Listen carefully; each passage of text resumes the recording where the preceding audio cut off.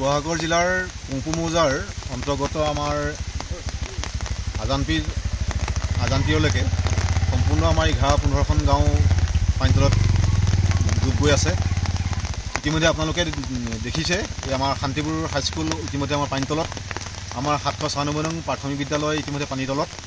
তাৰ লগতে আমাৰ স্কুলৰ কিনাৰতে যিটো তামুলী পথ আছে, তামুলী পথৰ যি 11 ঘৰ মানুহ সম্পূৰ্ণ পানীৰ তলত, থাকিবলৈ কোনো জেগা নাই।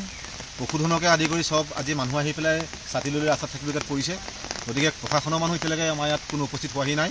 আৰু দ্বিতীয়তে আমাৰ চৰকাৰৰ ফালৰ পৰা কোনো আমাৰ সাহায্য এতিয়ালৈকে কোনো আমি পোৱা নাই। গতিকে যথেষ্ট কষ্টত আমি থাকিবলগীয়াত পৰিছোঁ। গতিকে আমাৰ অনুৰোধ যে আপোনালোকৰ ইয়াৰ চেনেলৰ দ্বাৰা যে আমাক যে ৰাইজক অলপ সহায় কৰিব আহিব বুলি আমি আশা ৰাখিছোঁ। আজি 4-5 দিনেই হৈছে প্ৰায় পানী বাঢ়িছে। আমাৰ ঘৰত পানী সোমাইছে, আকৌ খোৱা বস্তু অহা হৈছে, গৰু চৰাই চিৰিকটি হাঁহ ছাগলী এইবিলাকৰো খোৱাৰ ঘাঁহ মনৰ বা খাদ্য শস্যৰ দিগদাৰ অসুবিধা হৈছে। এতিয়ালৈকে প্ৰশাসন অহা নাই। আমাৰ কোনো খাদ্য সামগ্ৰী যিমান ধৰণৰ শিবিৰৰ ব্যৱস্থা কৰা নাই। মানুহ আহি ৰাস্তাত থাকিবলগীয়া হৈছে, ল'ৰা ছোৱালী পৰীক্ষালৈ পানীটো যাবলগীয়া হৈছে। তেনেকৈ কি কৰিব লাগে, প্ৰশাসন আহি আমাক এটা সুবিধা ব্যৱস্থা কৰি দিবহি লাগে। কিন্তু এতিয়ালৈকে প্ৰশাসনৰ কোনো লোক ইয়াত উপস্থিত হোৱাহি নাই। ঘৰৰ ভিতৰত পানী সোমাইছে, মানুহ থাকিবলৈ ঠাই নোহোৱা হৈছে। বুঢ়া বুঢ়ী মানুহবোৰ ওলাই যাবলৈও অসুবিধা হৈছে। তেওঁলোকক আঁতৰলৈ নিয়া হৈছে, নিজৰ যিবোৰ পুত্ৰ বোৱাৰীয়ে আঁতৰলৈ লৈ গৈছে।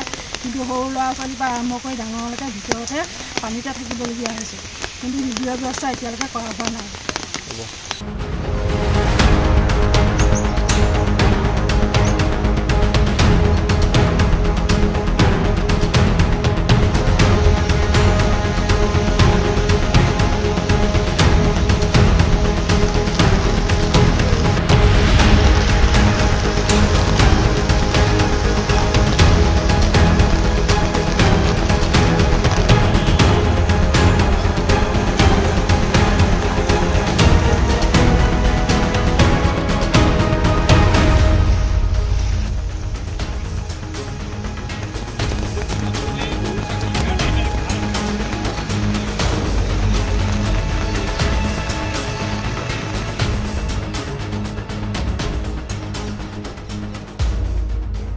শিৱসাগৰ জিলাৰ কুংপু মৌজাৰ অন্তৰ্গত আমাৰ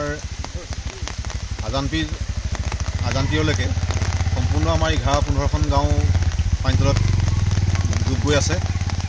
ইতিমধ্যে আপোনালোকে দেখিছে যে আমাৰ শান্তিপুৰ হাইস্কুল ইতিমধ্যে আমাৰ পানীতলত, আমাৰ 796 নং প্ৰাথমিক বিদ্যালয় ইতিমধ্যে পানীৰ তলত। তাৰ লগতে আমাৰ স্কুলৰ কিনাৰতে যিটো তামুলী পথ আছে, তামুলী পথৰ যি 11 ঘৰ মানুহ সম্পূৰ্ণ পানীৰ তলত, থাকিবলৈ কোনো জেগা নাই। পশুধনকে আদি কৰি সব আজি মানুহ আহি পেলাই ছাতি লৈ ৰাস্তাত থাকিবলগীয়াত পৰিছে। গতিকে প্ৰশাসনৰ মানুহ এতিয়ালৈকে আমাৰ ইয়াত কোনো উপস্থিত হোৱাহি নাই।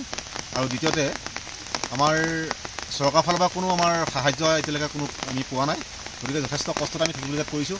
গতিকে আমাৰ অনুৰোধ যে আপোনালোকৰ ইয়াৰ চেনেলৰ দ্বাৰা যে আমাক যে ৰাইজক অলপ সহায় কৰিব আহিব বুলি আমি আশা ৰাখিছোঁ। আজি 4-5 দিনেই হৈছে প্ৰায় পানী বাঢ়িছে। আমাৰ ঘৰত পানী সোমাইছে, আকৌ খোৱা বস্তু অহা হৈছে, গৰু চৰাই চিৰিকটি হাঁহ ছাগলী এইবিলাকৰো খোৱাৰ ঘাঁহ মনৰ বা খাদ্য শস্যৰ দিগদাৰ অসুবিধা হৈছে। এতিয়ালৈকে প্ৰশাসন অহা নাই। আমাৰ কোনো খাদ্য সামগ্ৰী যিমান ধৰণৰ শিবিৰৰ ব্যৱস্থা কৰা নাই। মানুহ আহি ৰাস্তাত থাকিবলগীয়া হৈছে, ল'ৰা ছোৱালী পৰীক্ষালৈ পানীটো যাবলগীয়া হৈছে। তেনেকৈ কি কৰিব লাগে, প্ৰশাসন আহি আমাক এটা সুবিধা ব্যৱস্থা কৰি দিবহি লাগে। কিন্তু এতিয়ালৈকে প্ৰশাসনৰ কোনো লোক ইয়াত উপস্থিত হোৱাহি নাই। ঘৰৰ ভিতৰত পানী সোমাইছে, মানুহ থাকিবলৈ ঠাই নোহোৱা হৈছে।